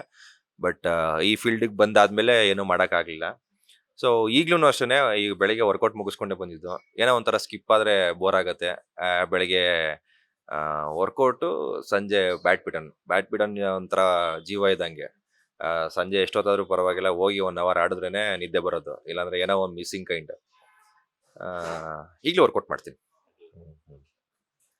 ವರ್ಕೌಟ್ ಮಾಡುವಂಥವ್ರಿಗೆ ಅಥವಾ ಏನಾದರೂ ಹೊಸಬ್ರಿಗೆ ಜಿಮ್ನ ಸ್ಟಾರ್ಟ್ ಮಾಡಬೇಕು ಅನ್ನೋಂಥವ್ರಿಗೆ ಅಕ್ಷಯ್ ಅವ್ರ ಕಡೆಯಿಂದ ಏನೆಲ್ಲ ಇನ್ಪುಟ್ ಸಿಗಬಹುದು ಅಂತ? ಅಲ್ಲ, ಏನಿಲ್ಲ, ಈಗ ಬಿಗಿನರ್ಸ್ಗೆಲ್ಲ ಹೇಳೋದು ಇಷ್ಟನೇ. ಒಳಗೆ ನೀವು ಒಂದು 2 ತಿಂಗಳಲ್ಲೇ 3 ತಿಂಗಳಲ್ಲೇ ನಾನು ಈ ಥರ ಅಚೀವ್ ಮಾಡಬೇಕು, ಆ ಥರ ಅಚೀವ್ ಮಾಡಬೇಕು ಬಾಡಿನ ಅಂತ ಇಟ್ಕೊಂಡು ಮೈಂಡ್ ಸೆಟ್ ಇಟ್ಕೊಂಡು ಹೋಗ್ಬೇಡಿ. ಯಾಕಂದರೆ ಫಾಸ್ಟ್ ರಿಸಲ್ಟ್ ಯಾವತ್ತಿದ್ರೂ ನಿಮಗೆ ಒಂದ್ಸಲ ಫೇಲ್ಯೂರೇನೆ. ಒಳ್ಳೆ ಬೇಸಿಕ್ ಫುಡ್ ಅನ್ನೋದಿರುತ್ತೆ. ಎಗ್, ನಿಮಗೆ ಮಿಲ್ಕ್ ಆಗಿರ್ಬೋದು, ಎಗ್ ಆಗಿರೋದು, ಪನ್ನೀರು, ಇನ್ನಷ್ಟು ಫುಡ್ಗಳಿದೆ. ಸೊ ನಿಮ್ಮ ಕನ್ಸಿಸ್ಟೆನ್ಸಿ ಅದರಲ್ಲೇ ಮೇಂಟೈನ್ ಮಾಡಿ. ಸೊ ರೆಗ್ಯುಲರ್ ಆಗಿ ಒಂದೂವರೆ ಗಂಟೆ ವರ್ಕೌಟ್ ಮಾಡಿ. ಸೊ ಇದು ಬಿಟ್ಟು ಒಂದು ಲೈಟ್ ಆಗಿ ನೀವು ಬೇಸಿಕ್ ಆಗಿ ತಗೋತೀನಿ ಅಂದ್ರೆ ಒಂದು ವೇ ಪ್ರೋಟೀನ್ ತಗೊಳ್ಳಿ, ಅದಕ್ಕಿಂತ ಹೆಚ್ಚಾಗಿ ಏನು ತಗೊಂಡ್ಬೇಡ್ರಿ. ಆ, ಒಳ್ಳೆ ರಿಸಲ್ಟ್ ಬರುತ್ತೆ ಇಷ್ಟಲ್ಲೇ. ಕೆಲವೊಬ್ರು ನೀವು ಹೇಳ್ತಾ ಇದ್ರಿ ಫಾಸ್ಟ್ ಆಗಿ ಬಾಡಿ ಬಿಲ್ಡ್ ಮಾಡ್ಕೊಳಕ್ ಹೋದ್ರೆ ಬೇರೆ ಬೇರೆ ಸೈಡ್ ಎಫೆಕ್ಟ್ಸ್ ಎಲ್ಲ ಆಗುತ್ತೆ ಅಂತ ಬಿಟ್ಟು, ಅದಕ್ಕೋಸ್ಕರ ಅಂಡ್ ಇನ್ನೊಂದು ಏನಂತಂದ್ರೆ ಈಗಿನ ಕಾಲದಲ್ಲಿ ಏನಂತಂದ್ರೆ ಇಮಿಡಿಯೇಟ್ ಆಗಿ ನಾನು ತಿಂದ್ಬಿಡ್ಬೇಕು ಅನ್ನೋಂಥ ಮೈಂಡ್ ಸೆಟ್ ಇರುವಂತವ್ರು, ಸ್ಟೆರಾಯ್ಡ್ಸ್ ಆಗಿರ್ಬೋದು, ಒಂದಷ್ಟು ಪ್ರೋಟೀನ್ಸ್ ಎಲ್ಲ ತಗೊಳ್ತಾರೆ, ಅಂತವ್ರಿಗೆ ಏನ್ ಹೇಳ್ತೀರಾ? ಅಲ್ಲ, ಅಂಥವ್ರಿಗೆ ಹೇಳೋದು, ನನಗೆ ಯಾರೋ ಸಜೆಸ್ಟ್ ಮಾಡಿದ್ರು ನಮ್ಮ ಟ್ರೈನರ್. ನಾನು ಒಂದು ಪಿಕ್ ತೋರಿಸ್ದೆ, ಈ ಥರ ಬೇಕು ಬಾಡಿ, ಎಷ್ಟು ದಿನ ಆಗುತ್ತೆ ಅಂತ. ವಿತಿನ್ 2 months ಆಗುತ್ತೆ, ಮಾಡ್ಬೋದು. ಯಾಕಂದರೆ ನನ್ನ ಬಾಡಿ ಈಗಲೂ ಒಳ್ಳೆ ಶೇಪಲ್ಲಿದೆ. ಸೊ ದಟ್ ನಾನು ಡಯಟಲ್ಲಿ ಇರಬೇಕು ಅಷ್ಟೇ, ಸ್ವಲ್ಪ ಫ್ಯಾಟ್ ರೆಡ್ಯೂಸ್ ಆಗಿ ಮಸಲ್ ನೀಟಾಗಿ ಕಾಣಬೇಕು ಅನ್ನೋದು ನನ್ನ ತಲೆಯಲ್ಲಿದ್ದಿದ್ದು. ಸೊ ಅವ್ರು ಹೇಳಿದ್ರು, ಒಂದು HGH ಅಂತ ಬರುತ್ತೆ, ಸೊ ಅದು ಹಾಕಿ ಅಂತ. ಏನದು ಅಂದೆ, ಅದೇ ಹ್ಯೂಮನ್ ಗ್ರೋತ್ ಏನೋ ಹಾರ್ಮೋನ್ ಏನೋ ಬರುತ್ತೆ, ಅದು ಹಾಕಿ ಅಂತ. ಸೊ ನಾನು ಹೇಳಿದೆ, ನನ್ನ ಫೀಲ್ಡ್ ಬಂದು ಇದು. ಸೊ ಅದ್ರ ಸೈಡ್ ಎಫೆಕ್ಟ್ ಎಲ್ಲ ಗೊತ್ತು, ಏರ್ ಫಾಲ್ ಆಗುತ್ತೆ, ಬಾಡಿ ಹೀಟ್ ಆಗುತ್ತೆ, ಪಿಂಪಲ್ಸ್ ಎಲ್ಲ ಬರುತ್ತೆ. ಸೊ ತುಂಬಾನೇ ರಿಯಾಕ್ಟ್ ಆಗುತ್ತೆ ಕೆಲವ್ರ ಬಾಡಿಗೆ. ಸೊ ಬೇಡ ಅಂತಲ್ಲ. ಸೊ ಎಲ್ಲಾರ್ಗೂ ಅಡ್ಜಸ್ಟ್ ಆಗಲ್ಲ, ಅದ್ರ ಬಗ್ಗೆ ತುಂಬಾನೇ ಸ್ಟಡಿ ಮಾಡಿರ್ಬೇಕು. ಒಬ್ಬ ಯಾರೋ ತಗೊಂಡಿರ್ತಾನೆ, ಅವ್ನಿಗೆ ಒಳ್ಳೆ ರಿಸಲ್ಟ್ ಬಂದಿರುತ್ತೆ ಅಂದ್ರೆ ನಿಮ್ಗೂ ಬರ್ಬೇಕು ಅನ್ನೋದು ಏನೂ ಇಲ್ಲ. ಸೊ ಅದು ಬೇರೆ ಥರನೇ ರಿಯಾಕ್ಟ್ ಆಗುತ್ತೆ. ಯಾರು ಆ ಥರ ಏನು ಪ್ರಯತ್ನ ಮಾಡಕ್ ಹೋಗ್ಬಿಡಿ, ಅನ್ಲೆಸ್ ನೀವು ಬಾಡಿ ಬಿಲ್ಡರ್ ಆಗಿಲ್ದೆ. ಬಾಡಿ ಬಿಲ್ಡರ್ ಆಗಿದ್ರೆ ಅವ್ರಿಗೆ ಗೊತ್ತಿರುತ್ತೆ, ಒಂದು ನಾಲೆಡ್ಜ್ ಇರುತ್ತೆ, ಎಷ್ಟು ಡೋಸ್ ತಗೊಳ್ಬೇಕು ಅದೆಲ್ಲ. ಸೊ ನೀವು ಇವ್ರ ಮಾತೆಲ್ಲ ಕೇಳ್ಕೊಂಡು ಆ ಥರ ಏನು ಪ್ರಯತ್ನ ಮಾಡಕ್ ಹೋಗ್ಬಿಡಿ. 1 ವರ್ಷ ಅಲ್ಲ, 2 ವರ್ಷ ಆಗಲಿ, ಸ್ಲೋ ಆಗಿ ರಿಸಲ್ಟ್ ಬರಲಿ. ನೀವು ವಿತೌಟ್ ಆ ಥರ ಏನು ಪ್ರಾಡಕ್ಟ್ಸ್ ಯೂಸ್ ಮಾಡ್ದಿರಾ ಮಾಡಿ ಅಂತ ಹೇಳೋದಕ್ಕೆ ಇಷ್ಟಪಡ್ತೀನಿ. ನಟನಾಗಿ ಆನ್ ಸ್ಕ್ರೀನ್ ಬಂದು ಸ್ಮಾಲ್ ಸ್ಕ್ರೀನ್ ವ್ಯೂವರ್ಸ್ಗಾಗಿರ್ಬೋದು ಅಥವಾ ಸಿನಿ ಪ್ರೇಕ್ಷಕರನ್ನ ಎಂಟರ್ಟೈನ್ ಮಾಡಬೇಕು ಅಂತಂದ್ರೆ, ಒಂದು ನಿಮ್ಮ ವರ್ಕೌಟು, ಅದ್ರ ಜೊತೆಗೆ ಹೇರ್ ಸ್ಟೈಲ್, ಇವಾಗ ಹೇಳ್ತಿದ್ರಿ ಒಂದಷ್ಟು ಪ್ರೋಟೀನ್ಸ್ ಅಥವಾ ಸ್ಟೆರಾಯ್ಡ್ಸ್ ತಗೊಂಡ್ರೆ ಹೇರ್ ಲಾಸ್ ಆಗುತ್ತೆ ಅಂತ, ಅದ್ರ ಜೊತೆಗೆ ಸ್ಕಿನ್ ಕೂಡ ಅದು ಹೆಂಗೆ ರೊಟೇಷನ್ ಮಾಡ್ತೀರಾ? ಅಂಡ್ ಸ್ಕಿನ್ ಕೇರ್ ಆಗಿರ್ಬೋದು, ಹೇರ್ ಕೇರ್ ಆಗಿರ್ಬೋದು, ಯಾವ ರೀತಿ ಮೇಂಟೈನ್ ಮಾಡ್ತೀರಾ ನೀವು ಅಂತ? ಇಲ್ಲ, ನನ್ನ ಪುಣ್ಯ, ನಾನೇನೋ ಹುಡ್ತಾನೆ ಸ್ವಲ್ಪ ಬೆಳ್ಳಗುಟ್ಟಿದೆ. ಅದೊಂದು ಪುಣ್ಯ. ಸೊ ಅದನ್ನ ಕಾಪಾಡ್ಕೊಳ್ಳೋದಿಕ್ಕೆ ಒಂದು ಸನ್ಸ್ಕ್ರೀನ್ ಹಾಕ್ತೀನಿ, ಒಂದು ಮಂತ್ಲಿ 1-2 ಸಲ D10 ಅನ್ನೋದು ಮಾಡಿಸ್ತೀನಿ. ಅದನ್ನು ಅಷ್ಟೇ, ಯಾರಾಗ ಹೇಳ್ಕೊಟ್ಟಿದ್ರು, ಒಂದಷ್ಟು ದಿನ ಆಚೆ ಸುತ್ತಾಡಿದ್ರೆ D10 ಅನ್ನೋದು ಒಂದು ಇದೆ, ಮಾಡಿಸು, ನಿನ್ ಟ್ಯಾನ್ ಎಲ್ಲ ಹೋಗುತ್ತೆ ಅಂತ. ಅದಕ್ಕೋಸ್ಕರ D10 ಮಾಡಿಸ್ತೀನಿ ಅಷ್ಟೇ. ಅದು ಬಿಟ್ರೆ ಒಂದು ಸನ್ಸ್ಕ್ರೀನ್ ಯೂಸ್ ಮಾಡ್ತೀನಿ. ಲೈಫ್ ಬಾಯ್ ಸೋಪ್ ಹಾಕೊಂಡು ಸ್ನಾನ ಮಾಡ್ತೀನಿ. ಲೈಫ್ ಬಾಯ್ ಮುಖಕ್ಕೆ ಹಾಕಲ್ಲ, ಬಾಡಿಗೆ ಹೋದ್ರ ಮುಖಕ್ಕೆ ಒಂದು ನೀವೇ ಫೇಸ್ ವಾಶ್ ಯೂಸ್ ಮಾಡ್ತೀನಿ ಅಷ್ಟೇ. ಅದು ಬಿಟ್ರೆ ಇನ್ನೇನಿಲ್ಲ. ನೀವು ಯೂಸ್ ಮಾಡುವಂತ ಪ್ರಾಡಕ್ಟ್ ಪ್ರಮೋಷನ್ ಮಾಡ್ತಿದ್ರ ನೀವು? ಟ್ರೈ ಮಾಡ್ಲಿಲ್ಲ ಹುಡುಗರು ಅಂತ. ಅಂಡ್ ಇನ್ನೊಂದೇನಂತಂದ್ರೆ, ಲೈಕ್ ಡೈಲಿ ಎಷ್ಟು ಅವರ್ಸ್ ವರ್ಕೌಟ್ ಮಾಡ್ತೀರಾ? ಅಂಡ್ ಬಿಫೋರ್ ವರ್ಕೌಟ್ ಏನ್ ಫುಡ್ ತಗೊಂತೀರಾ? ಆಫ್ಟರ್ ವರ್ಕೌಟ್ ಏನ್ ಫುಡ್ ತಗೊಂತೀರಾ? ನಾನು ವೆಯ್ಟ್ ಗೇನಲ್ಲಿದ್ದಾಗ ಬಿಫೋರ್ ವರ್ಕೌಟ್ ಬಂದು ನಾನು ಎಗ್ ಮತ್ತೆ ಶೇಕ್ ಕುಡಿತಾ ಇದ್ದೆ. ಅಂದರೆ banana and whey protein and peanut butter and oats ಇಷ್ಟನ್ನು ಮಿಕ್ಸ್ ಮಾಡಿ, ಅದೇನು ಗ್ರೈಂಡರ್ ಜಾರ್ ಇದೆ ಅದರಲ್ಲೇ ಕುಡಿತಾ ಇದ್ದೆ. ನಮ್ಮ ಅಮ್ಮ ಕೇಳೋರು, ಏನೋ ಹಿಂಗೆ ಕುಡಿತಿದ್ಯಾ? ಏಯ್ ಅಮ್ಮ, ಹಂಗೆ ಕುಡಿಬೇಕು ಸುಮ್ಮಿರಮ್ಮ ಅಂತ. ಗೇನಲ್ಲಿದ್ದಾಗ ಹಂಗೆ ಕುಡಿತಾ ಇದ್ದೆ. ಅದಾದಮೇಲೆ ವರ್ಕೌಟ್ಗೆ ಹೋಗ್ತಿದ್ದೆ. ವರ್ಕೌಟ್ ಒಂದು 15 minutes ವಾರ್ಮ್ ಅಪ್ ಆಗಿರ್ಬೋದು, ಆ್ಯಂಡ್ 1 hour ವರ್ಕೌಟ್ ಸೆಷನ್ ಆಗುತ್ತೆ. ಟ್ರೈನಿಂಗ್, ವೆಯ್ಟ್ ಟ್ರೈನಿಂಗ್ ಮಾಡ್ತೀನಿ. ಅದು ಬಿಟ್ಟರೆ ನಾನು ಕಾರ್ಡಿಯೋ ಇದುವರೆಗೂ ಮಾಡಿಲ್ಲ. ಕಾರ್ಡಿಯೋ ಅಷ್ಟು ನನಗೆ ಹಿಂಸೆ ಕೊಡೋದು ಯಾವುದೂ ಇಲ್ಲ. ಕಾರ್ಡಿಯೋ ಇದುವರೆಗೂ ಮಾಡಿಲ್ಲ, ಆ್ಯಪ್ಸ್ಗೂ ಅಷ್ಟೇ ಇದುವರೆಗೂ ಮಾಡಿಲ್ಲ. ಅದು ಬಿಟ್ಟರೆ ವೆಯ್ಟ್ ಟ್ರೈನಿಂಗ್ ತುಂಬಾ ಮಾಡ್ತೀನಿ. ಮನೆಗೆ ಬಂದಮೇಲೆ ಮಾಮೂಲಿ ಪ್ರೋಟೀನ್ ಇಂಟೇಕ್ ಏನೇನಿದೆ ಅದು ಬೇಸ್ಡ್ ಅದನ್ನು ತೊಗೊತೀನಿ ಅಷ್ಟೇ. ಬೇರೆ ಫ್ರೀ ಟೈಮ್ ಇದ್ದಾಗಲ್ಲ ಯಾವೆಲ್ಲ ಶೋಸ್ನ ಫಾಲೋ ಮಾಡ್ತಿರ್ತೀರಾ? ಯಾವ ಪ್ರೋಗ್ರಾಮ್ಸ್ನ ನೋಡ್ತಿರ್ತೀರಾ ಅಂತ? ಫ್ರೀ ಟೈಮ್ ಇದ್ದಾಗ ನಾನು ಬ್ಯಾಡ್ಮಿಂಟನ್ ಆಡಕ್ಕೆ ಹೋಗ್ತೀನಿ ಅಷ್ಟೇ, ಯಾವ ಶೋನು ಫಾಲೋ ಮಾಡೋದು. ಅದು ಬಿಟ್ಟರೆ ಯೂಟ್ಯೂಬಲ್ಲಿ ಕೆಲವು ವ್ಲಾಗ್ಸ್ ನೋಡ್ತೀನಿ, ಕಾಮಿಡಿ ಇರೋವಂಥದ್ದು, ಅದೆಲ್ಲ ನೋಡ್ತಾ ಇರ್ತೀನಿ. ಈ ತರಲೆ ಕಾರ್ದು ಅದು ಇದು ಅಂತೆಲ್ಲ, ಅಷ್ಟೇ. ಅದು ಬಿಟ್ಟರೆ ಯಾವ್ದಾರ ಒಂದು ಮೂವಿ, ಅಂದರೆ ಯಾವ್ದಾರ ಒಂದು ಶೋಸ್ ಅಂತ ಏನು ನೋಡಲ್ಲ, ಮೂವೀಸ್ ನೋಡ್ತೀನಿ ಅಷ್ಟೇ. ಅದು ಬಿಟ್ಟರೆ ಆಲ್ಮೋಸ್ಟ್ ಎಲ್ಲ ಹೊರಗೆ ಇರ್ತೀನಿ ಸರ್ ನಾನು. ಮನೇಲಿರೋದು ಸ್ವಲ್ಪ ಕಡಿಮೆ. ಮನೆ ಹತ್ರ ಸ್ವಲ್ಪ ಫ್ರೆಂಡ್ ಸರ್ಕಲ್ ಜಾಸ್ತಿ ಬ್ಯಾಡ್ಮಿಂಟನ್ ಅವರು. ಈಗಲೂ ಅಷ್ಟೇ, ಇಬ್ಬರು ಬರಬೇಕಾಗಿತ್ತು, ನಾವು ಮಕ್ಕಳು ಬರಲಿಲ್ಲ ಅಷ್ಟೇ. ಮುಂದಿನ ದಿನಗಳಲ್ಲಿ ಯಾರ ಜೊತೆ ಸ್ಕ್ರೀನ್ ಶೇರ್ ಮಾಡ್ಕೋಬೇಕು ಅಂಡ್ ಯಾವ ರೀತಿಯಂತಹ ಕ್ಯಾರೆಕ್ಟರ್ನ ಮಾಡಬೇಕು ಅನ್ನುವಂಥ ಆಸೆ ಇದೆ ಅಂತ? ಅಂದರೆ ನನಗೆ ಇವ್ರ ಜೊತೆನೇ ಮಾಡಬೇಕು, ಅವ್ರ ಜೊತೆನೇ ಮಾಡಬೇಕು ಅನ್ನೋದು ಮೈಂಡಲ್ಲಿ ಇಲ್ಲ. ಯಾರ ಜೊತೆ ಮಾಡಿದ್ರು ನನಗೆ ಆ ಕ್ಯಾರೆಕ್ಟರ್ ತುಂಬ ವೆಯ್ಟೇಜ್ ಇರಬೇಕು. ನನಗೆ ಪ್ರತಿಯೊಂದು ಈವೆಂಟಲ್ಲೂ ಹೇಳ್ತಾ ಇದ್ದಾರೆ, ನನಗೆ ಹೀರೋ ಆಗಿ ಮಾಡಕ್ಕೆ ಇಷ್ಟ ಇಲ್ಲ, ಹೀರೋ ಆಗಿ ಮಾಡಕ್ಕೆ ಇಷ್ಟ ಇಲ್ಲ. ಯಾಕಂದ್ರೆ ಹೀರೋ ಅದ್ರಲ್ಲಿ ಬರೀ ಬಿಲ್ಡಪ್ ಇರುತ್ತೆ. ಒಬ್ಬ ಅಂದ ಹೊಡೆದ ಗಿಡದ ಲವ್ ಟ್ರ್ಯಾಕ್ ಅದು ಇದು ಅಂತ. ಅದ್ ಬಿಟ್ಟು ಬೇರೆ ಟ್ರ್ಯಾಕ್ಗಳಿರುತ್ತೆ ನಮ್ಮನ್ನ ನಾವು ಪ್ರೂವ್ ಮಾಡ್ಕೊಳ್ಳೋದಕ್ಕೆ. ಸೊ ಆ ಥರ ಕ್ಯಾರೆಕ್ಟರ್ಗಳು ನನಗೆ ಇಷ್ಟ ಅಂತ. ಬಟ್ ಇವ್ರ ಜೊತೆನೇ ಮಾಡಬೇಕು, ಅವ್ರ ಜೊತೆನೇ ಮಾಡಬೇಕು ಅಂತ ಏನಿಲ್ಲ. ವಿತ್ತು ಇದೆ ಈಗ್ಲೂ ಒಂದು ಕೊಟ್ರೆ ದರ್ಶನ್ ಸರ್ ಜೊತೆ ಮಾಡ್ತೀನಿ. ನಮ್ಮ ಬಾಸ್ ಏನ್ ಮಾಡಕ್ಕಾಗಲ್ಲ. ಒಂದು ತಲೆಯಲ್ಲಿ ಆಸೆ ಇರುತ್ತೆ. ಸೊ ಟೈಮ್ ಬಂದ್ರೆ ಕೊಡಿದ್ರೆ ಎಲ್ಲೋ ನಮ್ಮ ನಸೀಬ್ ಚೆನ್ನಾಗಿದ್ರೆ ಅದ್ ಬಿಟ್ರೆ ಒಂದ್ ತುಂಬಾನೇ ಬೇಜಾರಾಗ ನನ್ಗೆ ಅಪ್ಪು ಸರ್ ಹೋದ್ರೆ ನನಗೆ ಈಗ್ಲೂ ಆ ಗಿಲ್ಟೇ ಇದೆ. ಆ, ಅಷ್ಟೇ. ಬಿಗ್ ಬಾಸ್ಗೆ ಅವಕಾಶ ಬಂದ್ರೆ ಹೋಗ್ತೀರಾ ಅಂತ? ಅವ್ರು ಲಾಸ್ಟ್ ಟೈಮ್ ಇತ್ತು ಸರ್, ಇನ್ನೊಂದ್ 2 ದಿನ ಅಂದಾಗ ಕರೆದಿದ್ರು. ಎಲ್ಲ ರೆಡಿ ಇತ್ತು ಹೋಗೋದಿಕ್ಕೆ. ಇಂಡೋಮೇಲಿಂದ ಕಾಲು ಗೀಲೆಲ್ಲ ಬರುತ್ತೆ, ಅದೆಲ್ಲ ಆಗಿತ್ತು, ಸೆಲೆಕ್ಷನ್ ಎಲ್ಲ ಆಗಿತ್ತು. ಸ್ವಲ್ಪ ಏನೋ ಬೇರೆ ಇಂಟರ್ನಲ್ ಪ್ರಾಬ್ಲಮ್ ಇಂದ ಹೋಗಕ್ಕಾಗ್ಲಿಲ್ಲ ಅಷ್ಟೇ. ನೋಡೋಣ ಬಂದ್ರೆ ನನಗೆ ಎಲ್ಲೆಲ್ಲಿ ಮಾರ್ಕೆಟಿಂಗ್ ಮಾಡ್ಕೊಳಕ್ ಸಾಧ್ಯನೋ ಅಲ್ಲೆಲ್ಲ ನಾನು ಹೋಗ್ತೀನಿ. ಅಂಡ್ ಇನ್ನೊಂದು ಏನಂತಂದ್ರೆ ಆ, ನಟನೆ ಅಂತ ಬಂದಾಗ ಎಲ್ಲೋ ಒಂದ್ ಕಡೆ ನಮ್ಗೆ ಕಲಾವಿದರಿಗೆ ಬ್ಯಾಂಕಲ್ಲಿ ಲೋನ್ ಸಿಗಲ್ಲ. ಇವ್ಳ್ ಕೇಳ್ತಿ ಬ್ಯಾಂಕ್ ಲೋನಿಗಿಂತ ಹೆಚ್ಚದು. ಇತ್ತೀಚೆಗೆ ಏನಂತಂದ್ರೆ ನಮ್ಮ ಯೂತ್ಸ್ ಎಲ್ಲಾನು ಸಹ ಐಫೈ ಲೈಫ್ ಲೀಡ್ ಮಾಡೋದಕ್ಕೆ ಓಡುತ್ತಿದ್ದಾರೆ. ಬಿಕಾಸ್ ಯಾಕಂತಂದ್ರೆ ಅವ್ರು ಕಂಡಿರುವಂತ ಕನಸುಗಳೆಲ್ಲಾನು ಫುಲ್ಫಿಲ್ ಮಾಡ್ಕೋಬೇಕು ಅಂತ ಹೇಳ್ಬಿಟ್ಟು ಅಡ್ಡದಾರಿಗಳೆಲ್ಲ ಎಳಿತಿದ್ದಾರೆ. ಅದ್ರ ಜೊತೆಗೆ ನಟನೆ ಅಂತಂದಾಗ ಆಯ್ಕೆ ಮಾಡ್ಕೊಂಡಾಗ ನೀವ್ ಹೇಳ್ದಂಗೆ ಹುಡುಗಿರ್ ಕೊಡಲ್ಲ, ಹುಡುಗಿನ್ ಕೊಡಬೇಕು ಅಂದ್ರೆ ಹಿಂದೆ ಮುಂದೆ ನೋಡ್ತಾರೆ, ಬ್ಯಾಂಕಲ್ಲಿ ಲೋನ್ ಸಿಗಲ್ಲ. ಸೊ ಮನಿ ಸೇವಿಂಗ್ಸ್ ಎಲ್ಲ ಹೆಂಗ್ ಮಾಡ್ತೀರಾ ಅಂತ? ಸರ್ ಅದಂತೂ ತುಂಬಾನೇ ಕಷ್ಟ ಆಗ್ಬಿಡುತ್ತೆ. ಯಾಕಂದ್ರೆ ಈಗ ಒಂದ್ ಸೀರಿಯಲ್ ನಡಿಬೇಕಾದ್ರೆ ಒಂದಿಷ್ಟು ದುಡ್ಡು ಬರ್ತಾ ಇರುತ್ತೆ. ಸೀರಿಯಲ್ ಆದ್ಮೇಲೆ ಸಿನಿಮಾಗೆ ಅಂತ ಕಾಲಿಡ್ತೀವಿ ಅಲ್ವಾ. ಈಗ ಸಿನಿಮಾಗೆ ಬಂದ್ಮೇಲೆ ಈ ಕಡೆಗೂ ಬರಕ್ಕಾಗಲ್ಲ, ಅದನ್ನು ಬಿಟ್ಟು ಬರಕ್ಕಾಗಲ್ಲ. ಅಂಡ್ ಮಧ್ಯದಲ್ಲಿ ಇದ್ಬಿಡ್ತೀವಿ. ಸೊ ಅವಾಗ ಆ, ತುಂಬಾನೇ ಕಷ್ಟ ಆಗತ್ತೆ. ಈಗ ನನಗೆ ಪಾಪ ಆ ಥರ ಏನು ಕಷ್ಟ ಇಲ್ಲ ಇದುವರೆಗೂ, ಸದ್ಯಕ್ಕೆ ಆಗಿಲ್ಲ. ಬಟ್ ಸೀರಿಯಲ್ಲು ಇಲ್ಲ, ಈ ಕಡೆ ಸಿನಿಮಾದು ದುಡ್ಡು ಬರ್ತಾ ಇಲ್ಲ ಅಂದಾಗ ಎಲ್ಲ ಒಂದ್ ಕಡೆ ಆ, ಅವ್ರಿಗೆ ಗೊತ್ತಿರಲ್ಲ ಏನ್ ಮಾಡ್ಬೇಕು ಅಂತ. ಎಷ್ಟೋ ಜನ ಪಾಪ ಡ್ರೈವಿಂಗ್ ಕೆಲಸ ಮಾಡಿದ್ದಾರೆ. ಅಶ್ವಥ್ ಅವರೆಲ್ಲ ಮಾಡಿದ್ದಾರೆ, ಡ್ರೈವಿಂಗ್ ಕ್ಯಾಬ್ ಡ್ರೈವರ್ ಆಗಿದ್ರು. ನಮಗ್ ಕಣ್ಣಿಗೆ ಕಂಡಿರೋದು ಅದು, ಬಟ್ ಕಾಣದೇ ಇರೋದು ಪಾಪ ಎಷ್ಟೊಂದಿದೆ. ಬೇರೆ ಏನೋ ಜಿಮ್ಮಲ್ ಟ್ರೈನರ್ ಆಗಿ ಮಾಡ್ತಾರೆ. ಆ ಇಲ್ಲ ಇನ್ನಷ್ಟು ಯಾವ್ದೋ ಶೋಗಳಲ್ಲಿ ಈ ತರ ಈವೆಂಟ್ಸ್ ಅಲ್ಲಿ ಏನೋ ಒಂದ್ ಮಾಡ್ತಿರ್ತಾರೆ ಪಾಪ. ಸೇವಿಂಗ್ಸ್ ಅದು ಅವ್ರು ಮಾಡ್ಕೊಂಡಿರಲ್ಲ. ಯಾಕಂದ್ರೆ ಆ ಲೈಫ್ ಸ್ಟೈಲ್ ನಾವು ಏನ್ ಸೀರಿಯಲ್ ಎಲ್ಲ ಲೀಡ್ ಆದ್ಮೇಲೆ ನಮ್ಗೆ ಒಂದು ಕಾರ್ ಬೇಕು ಅನ್ಸುತ್ತೆ, ನಮ್ಗೆ ಏನೋ ಒಂದು ಮೊಬೈಲ್ ಬೇಕು ಅನ್ಸುತ್ತೆ, EMI ಕಮಿಟ್ ಆಗ್ಬಿಡ್ತೀವಿ. ಯಾಕಂದ್ರೆ ನಮ್ ಸರೌಂಡಿಂಗ್ಸ್ ಅಲ್ಲಿ ಜನ ಇರ್ತಾರಲ್ವಾ, ಅವ್ರು ನೋಡಿದಾಗ ನಮಗೂ ಪಾಪ ಅದು ಫೀಲ್ ಅನ್ಸುತ್ತೆ, ನಾವು ಆ ತರ ಇರ್ಬೇಕು ಅಂತೆಲ್ಲ. ಕಮಿಟ್ ಆಗ್ಬಿಡ್ತೀವಿ, EMI ಸ್ಟ್ರಕ್ ಆಗ್ಬಿಡ್ತೀವಿ. ತಿಂಗ್ಳಾಗ್ತಿದ್ದಂಗೆನೆ EMI ಪೇ ಮಾಡ್ಬೇಕು. ಸೀರಿಯಲ್ ನಡಿಬೇಕಾದ್ರೆ ಓಕೆನೆ, ಸೀರಿಯಲ್ ಆದ್ಮೇಲೆ ತುಂಬಾನೇ ಕಷ್ಟ ಆಗ್ಬಿಡುತ್ತೆ. ಆ ನೋಡಿದೀನಿ ಈಗಲೂ ನನ್ಗೆ ಕೆಲವ್ರು ಫೋನ್ ಮಾಡಿ, ಮಗ ಒಂದಷ್ಟಿದ್ರೆ ಹಾಕು, ಒಂದಿಷ್ಟಿದ್ರೆ ಹಾಕು ಅಂತ. ಸೊ ಕಷ್ಟ ಪಡ್ತಿದ್ದಾರೆ ಈಗಲೂ. Savings is very important. ಮನೆಯಲ್ಲಿ ನೀವು ನಟನೆಗೆ ಬರ್ತೀರಿ ಅಂದಾಗ ಮನೆಯವ್ರ ರಿಯಾಕ್ಷನ್ ಹೆಂಗಿತ್ತು ಅಂತ? ನಮ್ಮ ಮನೆಯವ್ರಿಗೆ ಅಂದ್ರೆ ನನ್ನ ಮನೆಯವ್ರಿಗಂತೂ ನಮ್ಮ ತಂದೆಗೆ ನನ್ನ ಬಗ್ಗೆ ಕಾನ್ಫಿಡೆಂಟೇ ಇರಲಿಲ್ಲ. ಯಾಕಂದ್ರೆ ನಾನು ಎಲ್ಲೇ ಹೋದು ಅರ್ಧ ಅರ್ಧ ಅರ್ಧ. ನಾನು ಕಾಲೇಜಿಗೆ ಹೋಗ್ಲಿ ಅರ್ಧ. ನಾನು 10th ವರೆಗೂ ತುಂಬಾನೇ ಚೆನ್ನಾಗಿ ಓದ್ತಿದ್ದೆ. 10th ಆದ್ಮೇಲೆ ಅರ್ಧ, PU ಅರ್ಧ, ಡಿಗ್ರಿಗೆ ಹೋದ್ರೆ ಅರ್ಧ, ಎಲ್ಲ ಅರ್ಧಂಬರ್ಧ ಮಾಡಿದ್ದೀನಿ. ಕನ್ಸಿಸ್ಟೆನ್ಸಿಯಾಗಿ ಉಳ್ಕೊಂಡಿರೋದು ಅಂದ್ರೆ ಈ ಫೀಲ್ಡಲ್ಲೇ. ಸೊ ನಮ್ಮ ತಂದೆಗೆ ಅಷ್ಟೊಂದು ಕಾನ್ಫಿಡೆಂಟ್ ಇರಲಿಲ್ಲ, ಇವನೇನ ಮಾಡ್ತಾನೆ, ಇವನೇನಾರ ಅಚೀವ್ ಮಾಡ್ತಾನೆ ಅನ್ನೋದು ನಮ್ಮ ತಂದೆಗೆ ಸೀರಿಯಸ್ ಆಗಿ ಇರಲಿಲ್ಲ.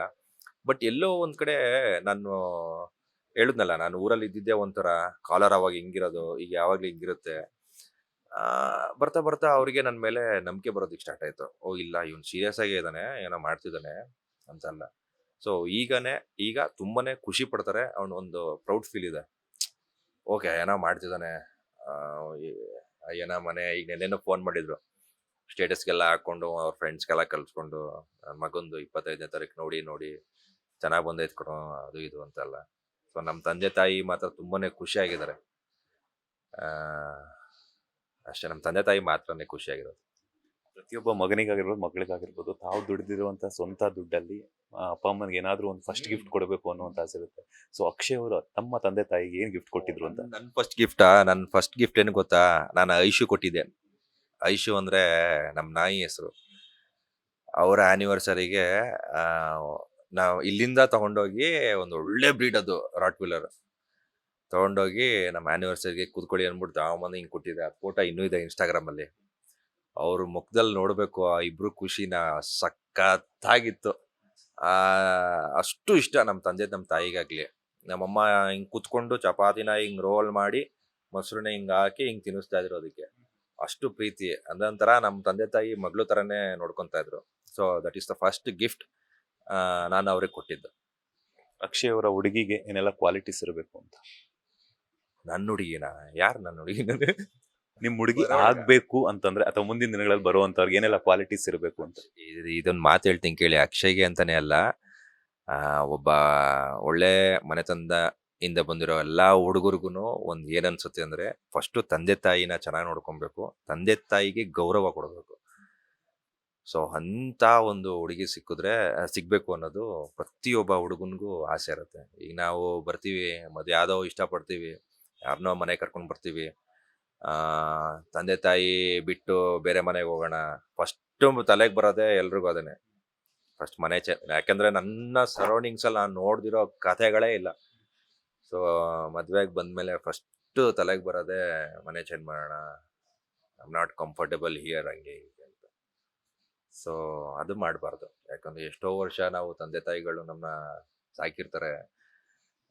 ನನ್ನ ಮಗ ನನಗೆ ಆಗ್ತಾನೆ ಕೊನೆವರೆಗೂ ಅನ್ನೋದಿರುತ್ತೆ.